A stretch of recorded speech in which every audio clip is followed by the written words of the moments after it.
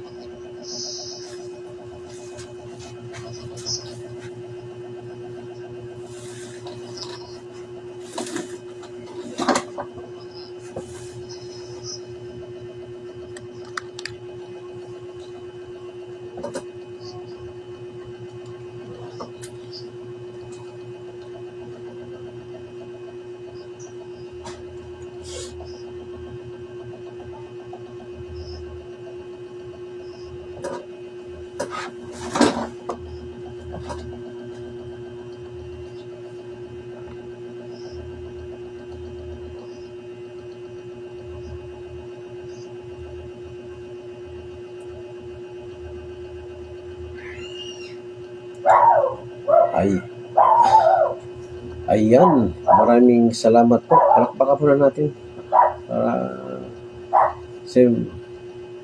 Siyempre, yan ang ating stasyon na dapat po malaman ng lahat na existing po ang Spin Media. Ang Spin Media ay naghahatid sa atin ng positibong mga balita. Ayan, kaya dito lang po kayo at makinig po kayo at mayroon po ditong Word of God na ating mapapakinggan tuwing umaga po. At muli po, good morning sa ating Presidente, Sir Romy Delicia, good morning. Si Pastor Jihan, yung ating Senior Vice President, good morning, lalo na sa mga kapastoran ngayon na mga nagpapahayag ng kanyang mga salita. Saan man dako na makarating ang salita ng Diyos na ito o itong programang ito, ay binabati ko kayo ng magandang umaga. Lalo na diyan sa mga taga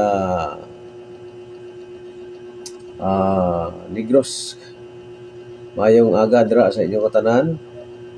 At ako nag-aanyaya sa inyo na patuloy po kayo makinig ng salita ng Diyos. At mag-tune in po kayo dito sa ating programa, Devotion Pilipinas, tuwing umaga yan. Meron po tayo, linggo lang po wala. Kasi linggo po ay nasa simbahan po tayo. at tayo ay sabay-sabay na maglilingkod sa ating Panginoon, no? Kasama natin yung mga ating mga kapwa, mga niligtas ng Diyos ng mga manampalataya.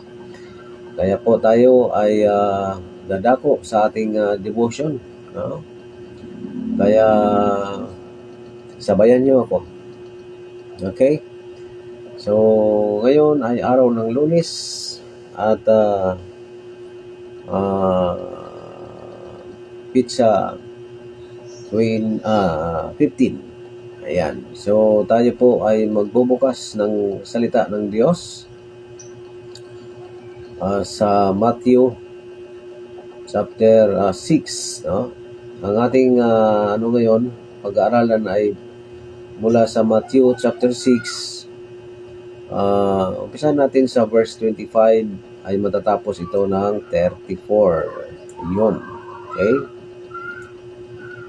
Yan. So, babasahin muna natin. So, sa mga giliw namin tagapakinig at tagapanood ng ating programa, devotion, sa ating devotion, at sa programa nating natawag nito.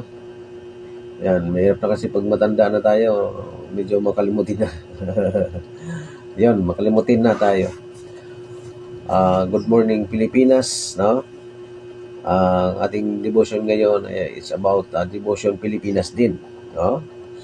Kaya tune in po kayo. Tuwing umaga po tayo ay nag-on air para po ang salita ng Diyos ay mahihayag at saan man dako sa mundong ito, no? Kung saan man to abot ang salita ng Diyos o yung programang ito ngayon, ay pwede kayong